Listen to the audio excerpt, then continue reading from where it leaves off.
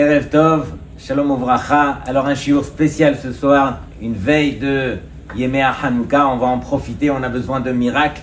Bien sûr qu'on dédie ce shiur pour la tzlacha de nos chayalim et pour, bien sûr, la libération des otages. Et Be'ezrat Hashem, qu'on n'entende que de bonnes nouvelles et très rapidement et qu'on profite, Be'ezrat Hashem, voilà, de le dire, parce qu'on se doit de se renforcer, de continuer à implorer Hashem jusqu'à ce que Hashem nous réponde. Et bien sûr que tous les shiurim sont les Louis Nishmat, tous les Niftarim, bien sûr dans cette guerre qui, voilà. Alors, Rabotai, on se trouve donc une veille de Yemei Hanouka, comme on a dit. Écoutez les paroles de certains tzadikim. Le Admour de Slonim, il dit comme ça. Imrak haynu yod'im mahem nerot Hanouka. Si on savait uniquement quelles sont les lumières de Hanouka, asher bizman azeh yachol atzet hayehudi mikol hametzarim, que de nos jours, un juif peut sortir de toutes ses détresses, de tous ses problèmes. Mikol acholaim, de toutes ses maladies, ou mikol akshaim bechayav, de toutes ses difficultés dans sa vie. Ve'akadosh baruch hu yafoch lo beoto rega et hateva lenes, et que Hashem, il transformera pour lui en un instant, alors la nature en miracle, bekalut très rapidement, très facilement, et même si l'homme n'est pas un tzaddik, alors il aura le mérite d'avoir telle et telle chose. Et donc, il faut en profiter de ces jours de Hanouka où les Béné Israël de cette époque ont vécu les miracles. Nous aussi, on a le droit de vivre ces miracles. Le Chavot Yair, il écrit Adam Ayoshev Chatzi Shah Moul HaChanoukia, un homme qui s'assoit pendant la demi-heure devant les bougies de Hanouka, ou mitbonen benerot ou betov shesvivo, et qui va réfléchir, qui va penser donc aux bougies et qui va réfléchir à tous les miracles que Akadosh Baruch Hu ne cesse de faire. Muftach lo sheizke le yeshuv hadaat kol hashana. On lui promet qu'il aura yeshuv hadaat. Yeshuv hadaat, c'est un cadeau énorme qui veut dire que la tranquillité d'esprit. Et c'est ce qu'on a besoin dans notre génération. Et regardez bien, alors on pose une question, on dit mais qu'est-ce qu'il y a d'aussi spécial pour les Nerot de Hanouka qu'on ne ramène pas dans d'autres mitzvot? Lorsqu'on arrive devant la table de Shabbat, par exemple, est-ce que on peut demander à Hachem par le mérite de la table du Shabbat, alors accorde-nous tel et tel bracha? On ne le fait pas, on ne le dit pas. Quand on met les tefilines, est-ce qu'on implore Hachem pour la ségoula des tefilines? Non. Qu'est-ce qu'il y a d'aussi spécial que à Hanouka, alors on a mérité une ségoula pareille quand on allume les Nerot de Hanouka? Répond le Ben Ishraï. Le Ben Ishraï il dit comme ça, que bara Hashem et haolam, lorsque Hashem il a créé le monde, alors bara hu beyom arishon et haor, le premier jour il a créé la lumière. Lorsque Hashem il crée la lumière, il dit vayar elokim et haor kitov, vayavden elokim ben haor ou ben hahosher. Et Rashi il explique, il dit mais ce n'est pas vrai, c'est que le quatrième jour où on a créé les luminaires. Le soleil et la lune ont été créés le quatrième jour. Donc de quelle lumière est-ce qu'il s'agit le premier jour? Alors Rashi il dit She'aor shebara Hashem bayom arishon lo haya rak or physique et mohayom. La lumière qui a été créée le premier jour n'est pas une lumière qui est physique telle qu'on la connaît aujourd'hui. Et là, hayaze gam or uchani, c'était une lumière qui était en même temps spirituelle. Asher bisruto yachol adam mirot misof haolam ve'ad sofo, que par le mérite de cette lumière, alors l'homme a la possibilité de voir d'un bout du monde à l'autre, comme un Ruach HaKodesh. Mais Akadosh Baruch Hu, qu'est-ce qu'il a fait? Il a eu peur que les Rechaim n'arrivent et vont utiliser cette lumière dans le mal. Et donc c'est la raison pour laquelle Ganaz et Haor Azeh la Tzadikim Le'atid Lavo. Qu'est-ce que Hachem il a fait? Il a caché cette lumière Le'atid Lavo pour qui? Pour les Tzadikim. Et sur cela, le Ben Ishraï, il ramène au nom des Mekoubalim, Ve'echan Ganaz et Haor Azeh. Et où a-t-il caché cette lumière? Où Hachem a-t-il caché cette lumière? Bechatzi Sha'a Shel Adlakat Nerot Hanouka. Pendant cette demi-heure qu'on a l'obligation d'allumer les nérotes de Hanouka, pendant cette demi-heure, alors est cachée cette lumière qui éclaire le monde avec tous les secrets que cela comprend. Asher bahem yordot kol hashpa'ot vechol anissim la'olam. Et par ces lumières qu'on va allumer donc à Hanouka, alors on fait descendre un petit peu toute la hashpa'a, tous les nissim donc qu'on a besoin sur terre. Ve'aliede shemitbonen benerot ou mitpalel. Et au moment où il allume les nérotes, il regarde les nérotes, il réfléchit et il prie. Zoché le yeshuot gedolot le kol hashana kula. Il méritera donc toutes les délivrances, tout ce qu'il a besoin, tous ses problèmes personnels, alors pourront être résolus justement à ce moment-là par le srout de cette grande mitzvah qui est la mitzvah des nérotes de Hanouka. Donc Rabotai, on va essayer d'en profiter chaque soir lorsqu'on allume ces nérotes, alors qu'on se mette à prier, qu'on profite et que bien sûr qu'on prie pour le Ham Israël là où il se trouve au jour d'aujourd'hui pour que Akadosh Baruch Hu les protège.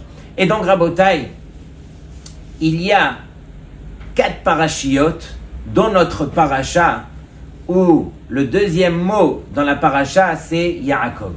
La première c'est Vayetse Yaakov, deuxième Vayishlach Yaakov, troisième notre paracha Vayeshev Yaakov, quatrième Vayechi Yaakov. Donc 4 parachiotes au nom de Yaakov. Et justement pour rappeler les 4 grandes épreuves que Yaakov Avinu il a surmontées dans sa vie. Arrête, il y a un verset dans Iyov qui dit Lo shalavti. On parle sur Yaakov Avinu que finalement il n'a jamais eu de tranquillité. Velo shakatti, et je me suis jamais arrêté. Velo narti, et je me suis jamais reposé. Vayavo rogez, est venu rogez. De quoi est-ce qu'il s'agit? Ce sont les 4 grandes épreuves comme on a dit. Alors la première épreuve, on l'a éprouvée au niveau de son corps. Esav a voulu tuer, pourchasser son frère Yaakov, et Yaakov a surmonté cette épreuve. La deuxième, on l'a pourchassé au niveau de son argent. C'était nul autre que son beau-père Lavan qui l'a entourloupé des centaines de fois. Et en fin de compte, Yaakov Avinu a surmonté son épreuve. La troisième épreuve au niveau de son kavod, c'était l'épreuve de Dina. On a pris sa fille qu'on a souillée et qu'on a kidnappée. Imaginez la fille de Yaakov Avinu. Et la quatrième épreuve, donc dans ses enfants, où finalement on a pris Yosef et Yaakov le pensait mort pendant 22 ans.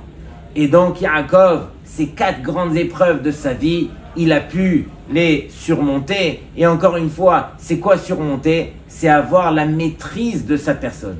On n'a jamais vu Yaakov Avinu s'énerver, commencer à crier, essayer de se révolter. Au contraire, il a gardé sa émouna. Yaakov, shalem, il est resté shalem, il est resté complet, parfait. Et c'est ça surmonter une épreuve. Et on dit que ces 4 épreuves sont keneged, sont par rapport aux 4 exils. La première exil du clan d'Israël, alors c'était Galut Bavel. Ensuite, la deuxième c'est Paras Umadai à l'époque de Haman, l'époque de Purim. Troisième c'est Yavan, la Grèce.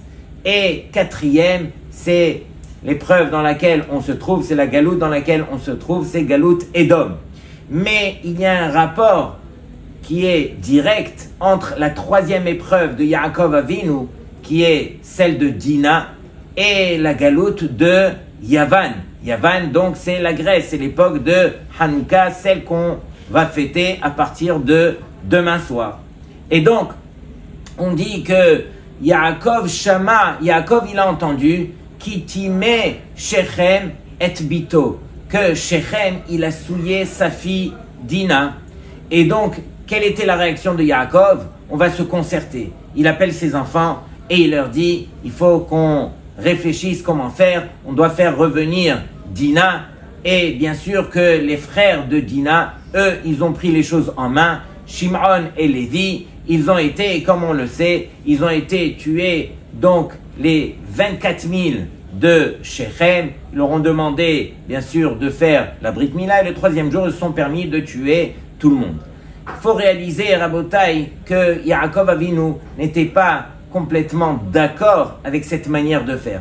Vous avez utilisé la force, vous avez été tué justement pour vous venger. Yaakov Avinu, c'est pas qu'il leur a reproché d'avoir tué réellement. Pourquoi? Parce qu'il faut savoir que ici on fait affaire à des Béné Noach. Et les Béné Noach, alors ils ont 7 mitzvot qu'ils doivent respecter. Parmi les 7, alors il y a le fait de construire des baté dinim. On doit appliquer la justice. Et on voit qu'ici, Shechem, qui a kidnappé Dina, il était chayav mita. Et ensuite, on voit que tout le pays de Shechem, alors ils n'ont pas porté la justice justement pour le fait que Shechem, il ait kidnappé Dina et qu'il ait fait ce qu'il ait fait. Et donc ils étaient tous chayav mita. Mais simplement, à la fin de sa vie, Yaakov Avinu, comme on le sait, il a réuni ses enfants, les a bénis, et sur Shimon et Lévi, alors il leur a fait le reproche, Kele Hamas mecherotechem, qui veut dire que vous avez utilisé Hamas, la violence, pour justement faire cette justice, mais vous n'avez pas vu plus loin qu'il y avait des peuples qui voulaient se venger contre nous, vous nous avez mis en danger en faisant une telle chose. Et donc, quelque part dans la vie, il faut apprendre à faire les choses avec recul. Il faut apprendre à faire les choses comme Yaakov Avinu l'a fait. Et on voit que Yaakov Avinu, alors, encore une fois, il ne s'est pas énervé. Il a pris cette épreuve pour lui et il a dit que c'est Hachem qui m'envoie cela. Il a repris sa fille Dina qui a enfanté donc une fille qui s'appelait Osnat. Cette fille, il lui a mis une amulette.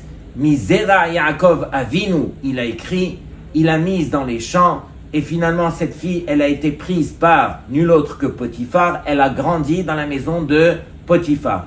Et par la suite, Rabotai, on connaît la suite. On voit que Yosef Hatzadik, qui a été pris donc par la femme de Potiphar dans toute cette épreuve. Et en fin de compte, lorsque la femme de Potiphar a accusé Yosef, lorsqu'elle n'a pas réussi à convaincre Yosef de fauter, alors on voit qu'on a pris Yosef et on l'a jeté en prison. Et sur cela, on pose la question, mais on aurait dû tuer Yosef. C'est quoi cette histoire-là? Le Yosef qui ose aller faire des avances sur la femme du premier ministre d'Égypte, on prend Yosef et on le tue, on le coupe en rondelles. En tout cas, c'est ce qu'on aurait fait aujourd'hui. Or, Yosef, il a été mis au cachot. Et pourquoi? Parce qu'il y avait un témoin qui était présent, qui était nul autre que Osnat, qui, elle, a été voir donc son beau-père Potiphar, et elle lui a dit, je suis témoin que finalement, c'était uniquement les avances de maman envers Yosef qui ont poussé toute cette histoire. Mais Yosef n'a rien fait. Sur cela, Potiphar était obligé donc de laisser Yosef en vie et l'a mis uniquement en prison. Et en fin de compte, qu'est-ce qui s'est passé? Yosef, il a pu résoudre les rêves, il a pu sortir, devenir le vice-roi d'Égypte, se marier avec Osnat, et par cela, il a eu 2 tribus, Ephraïm et Ménaché. Tout ça pour dire que Yaakov Avinu, regardez l'épreuve qu'il a subie. Ma fille qui a été souillée, qui a été kidnappée, qui a été jetée, il faut savoir que de là sortira la lumière. C'est ça Hanouka Rabotai, et c'est ça la façon dont un juif, il apprend à résoudre les problèmes dans sa vie. Alors, il y a le Chosher, il y a l'obscurité, mais il y a le Or, cette lumière que Hachem a gardée et qui nous permettrait, éventuellement, qui nous permettra de voir la vérité. C'est ça la lumière qu'on attend.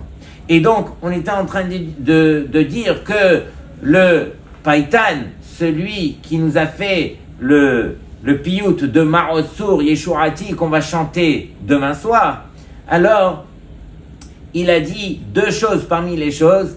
Il a dit « Upartsu chomot migdalai vetimeu kol hashmanim » qui veut dire que les Grecs, qu'est-ce qu'ils ont fait? Ils ont fait des brèches, ils ont fait 13 brèches, 13 trous dans les murailles de Jérusalem. Et qu'est-ce qu'ils ont fait d'autre? Ils ont impurifié les huiles.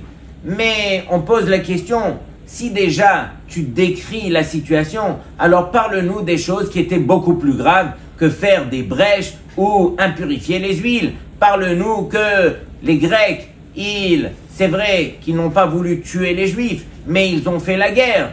Et en plus, ils ont interdit aux Juifs de faire Torah ou Mitzvot. Ils se sont concentrés sur 3 points spécifiques qui étaient le Shabbat, Rosh Chodesh et Mila, et la Brit Mila. Et justement, sur cela, pourquoi est-ce qu'ils se sont concentrés sur cela? Parce que pour nous, les Béné Israël, alors le Shabbat, c'est le jour spécial qu'on a dans la semaine. Rosh Chodesh, c'est le moment spécial qu'on a dans le mois. La Brit Mila, c'est l'organe spécial qui est dans le corps humain. Et ces 3 choses-là sont là pour nous rappeler à l'ordre au niveau de la Kedusha, au niveau de notre sainteté, au niveau de l'écran qu'on doit avoir, justement, la séparation qu'on doit avoir envers les goïms. C'est ça le cadeau que Akadosh Baruch Hu nous a accordé. Et donc, celui qui a composé ce piyut, alors il s'est efforcé de nous dire que malheureusement, il y a eu ici une brèche. Une brèche à quel niveau? Le même niveau que l'épreuve de Dina. Dina, elle est sortie pour aller voir Benot Haaretz. Elle est sortie, elle a vu, elle s'est mélangée avec les Goyotes. Malheureusement, à cause de cela, et bien sûr à son niveau, elle a été prise et etc. De même, nous aussi, alors on nous dit qu'on a fait des brèches, ça veut dire quoi? On n'a pas su se séparer des goïms comme il se devait. Combien est-ce que malheureusement les Béné Israël ont ressemblé au travers des générations aux Yévanim, aux Grecs? Qui sait qui n'aime pas la beauté, l'esthétique, etc. Tout ce que ce monde grec, il vient justement nous enseigner. Et donc ici, on a besoin de faire une séparation. On a besoin de rester cette huile qui est tahor, comparée à l'huile qui est tamée. On a besoin de se séparer au niveau de nos mœurs. Nos mœurs n'ont rien à voir avec ceux des goïms. Et donc c'est la raison pour laquelle il a spécifié justement que toutes ces brèches, c'était là l'influence qu'on avait à cette époque de Yavan. Et on vient chaque année rallumer ces lumières de vérité qui font justement, qui reprennent leur place de faire l'écran entre nous et les goïms, justement pour éviter de se mélanger et garder notre Kedusha. C'est ça notre force, c'est ça le flambeau du Klal Israël. Alors Rabotai, en ce qui concerne notre belle paracha, alors il y a bien évidemment l'épreuve de Yosef Hatzadik, et tout le monde pose la question, mais comment est-ce que un jeune garçon, Yefé Tohar Vifé Mar'e, vous cherchez dans toute la Torah Kula, vous ne trouvez pas cela dit sur un garçon. Yefé Tohar, il était beau d'apparence, c'est-à-dire au niveau de son visage, Yefé Mar'e, et même au niveau de son corps. Et il se trouvait à son âge, avec sa force, dans un pays étranger, sans sa famille, sans ses rabbanim, sans personne, tout seul. La vérité, personne ne le voit. Il est vraiment jeté. Il aurait pu fauter, ni vu, ni connu. Et Yosef décide de se prendre en main, de ne pas fauter, chas v'shalom. Mais quelle était la force de Yosef? Comment est-ce qu'il est arrivé à un niveau pareil, Rabotai? Alors déjà, le Midrash nous dit que la femme de Potiphar, alors elle voulait l'attraper. Et pendant 1 an, tous les jours, 3 fois par jour, elle venait pour essayer de le tenter.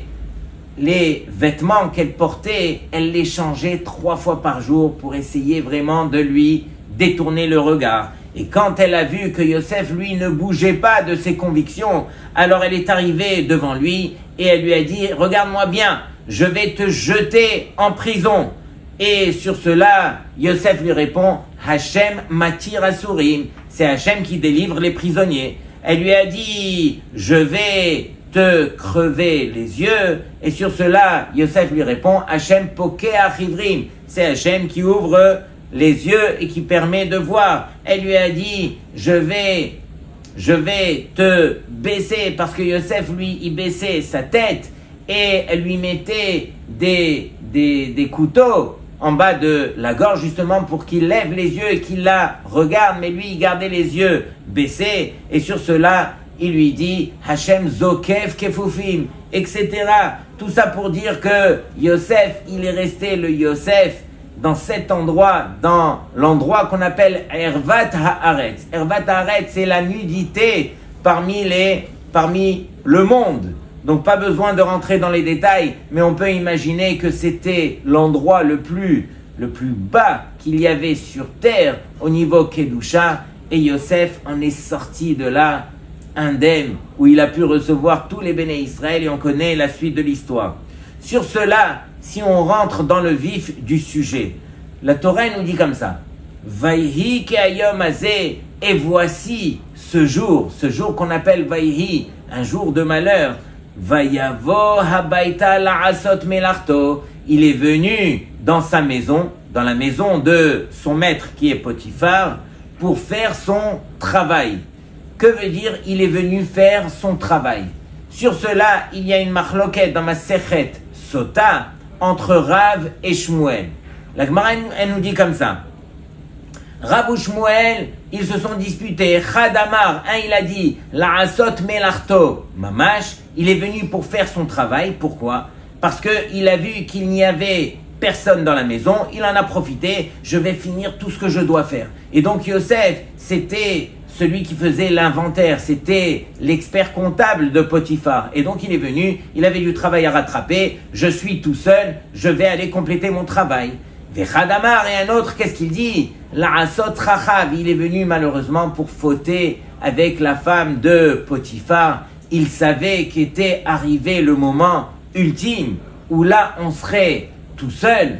Était arrivé le moment où c'était une fête religieuse où tout le monde devait aller devant leur Avodah Zara, et il n'y avait plus personne à la maison, et la femme de Potiphar était restée parce qu'elle avait prétexté qu'elle se sentait pas bien, et donc Yosef savait qu'il allait se retrouver tout seul dans la maison, et malheureusement ils ont été les deux pour fauter. Ça c'est le deuxième avis dans la Gemara. Et Rabotai, ce qu'il faut essayer de comprendre surtout, comment se fait-il qu'il y ait un personnage aussi grand, le fils de Yaakov Avinu, sur lequel la Torah, elle se permet de juger Yosef les gnailles. Comment on dit les gnailles? De manière péjorative, de manière négative, pendant qu'on aurait pu le juger les shvar, de dire la louange de Yosef. Pourquoi est-ce que tu vas traduire qu'il est venu faire son travail, c'est-à-dire il est venu pour aller fauter avec la femme de Potiphar? Dis plutôt, mais non, il est venu un jour où il n'y avait personne pour faire son travail réellement. Pourquoi est-ce qu'on va le juger de la sorte, etc. Et donc Rabotai, j'ai vu un chidouche magnifique. Tout le monde sait, tout le monde connaît la Mishnah, Hevedan et Koladan et Kavzechut, et donc on aurait dû juger Yosef encore une fois favorablement. Il n'y a que deux personnages dans tout le Tanakh qu'on a surnommés tzaddik. Il y a des grands personnages dans toute la Torah, mais il n'y en a que deux qu'on a appelés tzaddik. Il y a Noach, Ish tzaddik tamim haya bedrotav, et il y a Yosef hatzadik. Tous les autres personnages n'ont pas été appelés tzaddik. Quelle est la différence qu'il y a entre un tzaddik et, on va dire, un Moshe Rabbeinu? Moshe Rabbeinu, la Torah nous dit que c'était l'homme le plus anav mikol adam asher al pene adama. Lui, c'est pas un homme, c'est un malach, c'est un saraf, c'est un ange. Et donc, la Torah vient nous dire, tu ne pourras jamais viser Moshe Rabbeinu. Tu ne pourras jamais lui ressembler. Le seul à qui tu pourras ressembler, c'est au tzaddik. Et c'est qui le tzaddik? C'est l'homme qui est sur terre et qui peut malheureusement arriver à fauter. Il a un Yetzer Hara, il peut arriver à fauter, mais le tzaddik, il fait tchouva et il se rappelle à l'ordre et voilà, il se prend en main. Or, dans le cas de Yosef Rabotai, qu'est-ce qui s'est passé? Alors, on voit qu'il était proche de la faute. Il a vu, à ce moment-là, il a vu l'image de son père qui le rappelait à l'ordre quelque part. Et il n'a pas fauté. Et donc, c'est ça la plus grande façon de traduire Yosef. C'est vrai qu'on vient pour dire que les gnailles, on vient le dire de manière péjorative que Yosef, soi-disant, il a été pour fauter, mais Rabotai, c'est peut-être le plus grand shevach qu'on ait traduit la chose de la sorte. Pourquoi? Parce que Yosef, peut-être qu'il a été pour fauter, mais il n'a pas fauté. Il s'est retenu, il s'est rappelé à l'ordre. Et donc c'est ça ce qu'on est venu quelque part sur terre. Sur terre, notre vie, elle est remplie d'épreuves au quotidien. Et on doit apprendre justement des tzadikim, comment faire pour surmonter les épreuves, comment faire pour se prendre en main, comment faire pour, lorsqu'on est dans l'épreuve, ne pas tomber, ne pas flancher et justement surmonter cette épreuve. Et donc, on dit sur Yosef que Vaïmaen Yosef. Yosef, qu'est-ce qu'il a fait? Il a refusé les tentations qui étaient là à ce moment-là, des tentations qui étaient presque surhumaines. Si la Torah ne nous avait pas dit qu'il n'avait pas fauté, jamais on n'aurait cru Yosef. Même nous, on n'aurait pas cru Yosef. On aurait dit Yosef, il était dans une situation avec des conditions qui sont ultimes et c'est sûr qu'il a fauté. Mais c'est la Torah qui vient témoigner que Yosef n'avait pas fauté. Et comment elle le dit la Torah? Elle dit Vaïmaen. Mais si vous remarquez bien, sur le mot Vaïmaen, il y a un ta'am qu'on n'a pas l'habitude de voir, qu'on ne voit que 4 fois dans toute la Torah. C'est le ta'am de Shalshelet. Shalshelet, c'est quoi? C'est un ta'am qui est long à chanter. Et Shalshelet veut dire, c'est quelque part, c'est la chaîne de la transmission. Yosef, à ce moment-là, il s'est rappelé à l'ordre. Il s'est dit, mais je risque, en fautant, de casser toute cette chaîne que j'avais d'abord avec mes ancêtres depuis Abraham Avinu, et toute cette chaîne que je vais perdre après moi, puisque j'aurai fauté. Et donc, ici, Yosef, il s'est rappelé à l'ordre Vaïmaen, il a refusé. Mais la question qu'on pose, comment est-ce qu'un jeune homme aussi beau, avec autant de tentations et avec autant de bonnes conditions pour fauter, n'a pas fauté? Sur cela, on dit, mais il y a un deuxième Vaïmaen dans la paracha. C'est marqué que les enfants de Yaakov Avinu, lorsqu'ils l'ont vu dans cet état, lorsqu'on lui a appris que Yosef, il était mort, Haya ra'a chalathu, alors ils n'arrivaient pas à se consoler. Et donc les enfants sont venus et ils ont dit, papa, ne t'en fais pas, sache que tu as 12 tzadikim et tu as 13 tzadékettes, puisque avec chacun des garçons, il y a une jumelle qui est née, en plus de Dina. Et donc, il y en a un parmi les 12 qui, malheureusement, n'est pas sorti comme tu aurais voulu.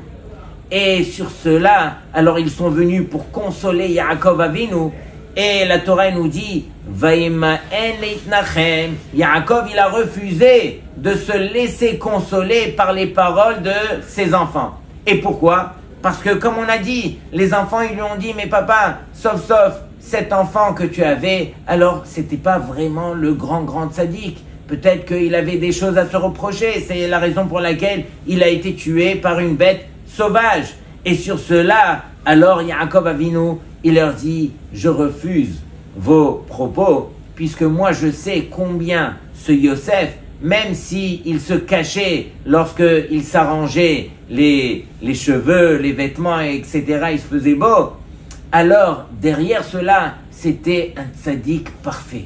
Et donc Yaakov Avinu n'a jamais voulu se consoler. Et par le fait que Yaakov Avinu, il ne s'est pas consolé, il croyait toujours en Yosef. C'est ça ce qui a permis à Vaïmaen Yosef de garder sa force et de ne pas flancher au niveau de la faute qu'il aurait pu commettre avec la femme de Potiphar. Donc quelque part, ces deux Vaïmaen, alors ils sont liés. Le Vaïmaen de Yaakov a donné la force au Vaïmaen de Yosef. Et donc, tout ça pour dire que Yosef Hatzadik, alors on revient à notre question, comment est-ce que tu as fait pour ne pas fauter à l'âge de 17 ans, etc. Alors, il faut réaliser que Yosef Hatzadik, alors c'est un homme d'abord qui est parti avec sa tête. Lorsque on voit des tentations sur terre, à chaque instant, alors c'est uniquement le dimayon, l'imaginaire qui est à l'intérieur de nous, alors qui nous fait flancher, qui veut nous faire fauter, parce qu'on s'imagine qu'on va gagner tellement. Mais lorsque l'homme se rappelle à l'ordre par son sechel, par sa tête, justement par le émet des choses, alors il surmonte l'épreuve et il réalise un petit peu que dommage de descendre par son imaginaire. Et c'est la raison pour laquelle, regardez bien ce que les Chachamim ils disent du fait que Yosef Avinu, il ne sait pas, Yosef Hatzadik, pardon, il ne s'est pas laissé emporter justement par son imaginaire, alors c'est lui qui a réussi à pouvoir résoudre l'imaginaire, qui sont les rêves. Comment est-ce qu'on a permis à Yosef de trouver la clé des rêves qu'il va résoudre donc en prison et qui lui a permis de sortir et de devenir vice-roi? C'est justement parce qu'il n'a pas flanché au niveau de son épreuve qui était au niveau de l'imaginaire. Lorsque on se présente devant une épreuve comme l'épreuve des femmes qu'on a dans notre génération, alors il faut essayer de garder la tête et de réaliser un petit peu qu'on ne va pas se vendre pour un petit moment pendant que notre vie, et c'est pas juste notre vie, notre kavod et tout ce qu'on représente du Klal Israël, comme on le voit dans l'histoire de Hanouka, qui est la Kdusha du Am Israël, alors ne pas jeter ces choses aussi rapidement, aussi facilement, puisque ces choses-là, alors elles nous viennent au travers de l'imaginaire. Pendant que nous, le Klal Israël, on se bat justement pour notre sechel, pour notre intelligence, pour notre tête, pour le émet qu'il y a derrière les choses, et c'est uniquement de la sorte que on pourra surmonter les épreuves. Et donc c'est ce qu'on dit. On dit comment est-ce que Yosef a réussi à faire cela? Alors on dit que au moment justement où il se trouvait à la maison, alors le Zohar HaKadosh, il dit comme ça, il dit, mais à ce moment-là, il n'y avait personne. Mais regardez comment le verset il dit Ve'en ish me'anshe habayit sham babayit. Mais il n'y avait personne des gens de la maison qui se trouvaient là-bas dans la maison. Pourquoi est-ce qu'on a dit Ve'en ish me'anshe habayit, des gens de la maison? Il n'y avait personne là-bas, c'est tout ce qu'il fallait dire. Ve'en ish babayit. Pourquoi tu dis me'anshe habayit? Alors le Zohar il répond, il dit c'est vrai qu'il n'y avait personne des gens de la maison, à l'exception de qui? À l'exception du père de Yosef, qui était Yaakov Avinu, qui lui est apparu à ce moment extrême, ou qui a permis à Yosef de se rappeler à l'ordre. Je ne vais pas couper toute cette chalchelet, toute cette chaîne de génération pour la donner à une épreuve pareille. Et donc Yosef Hatzadik s'est pris en main. Et en fin de compte, qu'est-ce qui est sorti de Yosef? Tout le clan d'Israël. Yosef, il a eu le mérite que tous les béné Israël ont été sauvés grâce à lui, parce qu'il a pu surmonter cette épreuve et qu'il a pu accueillir le Ham Israël parce que justement on l'a mis vice-roi d'Égypte, etc. Donc Rabotai, c'est notre épreuve, c'est l'épreuve de notre génération. Combien est-ce qu'on est attaché justement à cette vérité, à cette chalchelet, à ce sechel qui lui devrait nous permettre de continuer dans notre vie et ne pas se laisser emporter gratuitement et aussi facilement par notre imaginaire et par notre Yetzerara. Shabbat Shalom Likulchem et Hanouka Sameach, Hanouka Meira pour chacun d'entre vous. N'oubliez pas bien sûr de prier et que tous les miracles que vous demanderez à Hachem se réaliseront.